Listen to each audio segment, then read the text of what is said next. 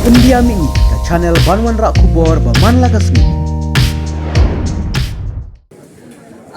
Ka daw bangimut banweng no kan ka jingya khi ka jongi kan ka sit in demonstration ka balaya mentala arpois ni kalong namar bang ilayo kita ka jing dawa ka jongi kamut kata ka arposen seniority ka jongi ilayo ya kata ka 100% annual increment man usnam ilayo ho ya kata ka 80% te kamdon long khan tang bahan rei ilayo pa ya ka base pay ka jongi kamut ka base pay ilaya laban pendekat menta itu uba join dang menta unum ya ringkat syu badu tu bala join khat khas nem ne khat news nem menshwa ti kamut kelap pher ka jingya salary jungi na kata ka daw ni call off no ya kan ka agitation ka jongi Kanosin pelala ikan do bar kanos kasin ka bakano ba ka sarkar kala ay ka kung hakasin ka bahan riyo baka sarkar kala ay kini kijing dawa ki jongi ho nilayo na kajing tho na under secretary jongi but kata ka address sa state project director jongi tingilayo ya kata kila share di commissioner secretary but the state project director yangi haki whatsapp message ki jongi but ya ka hard copy ngidang up menta kika papanon ka sarkar bakan penslam ban ay kan jinda wajah ti namar kadi ka jing banghun na preng nangi namar ka don kintiat kan sa kenrum kenram namar ban penbet ya ka kam ka balarim ka kadi ka bae tang hapereng arpois ni don kam daga lai benai daga sau benai nrei hapereng arpois ni ban pendap kalong ka bae tena kata ka daw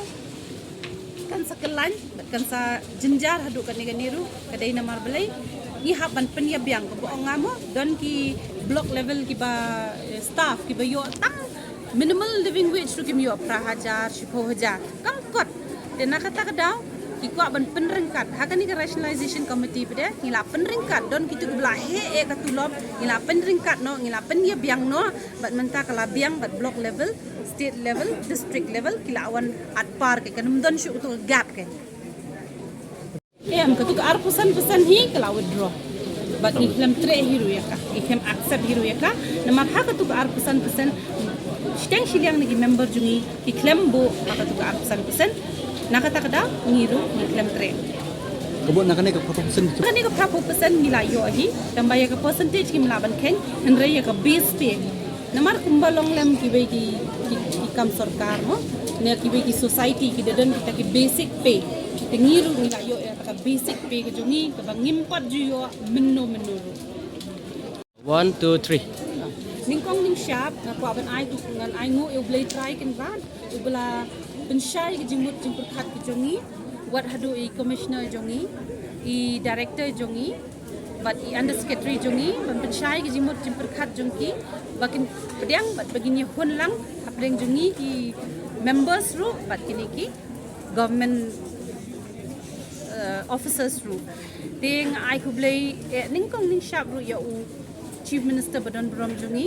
namar bula ai kata kalat bon shna ya kanika committee ka bang ka rationalization committee namar hi kanika committee hi kan yai im but hadin sans nem ngin se kendo lang ngimar balai lada kam don kanika committee ru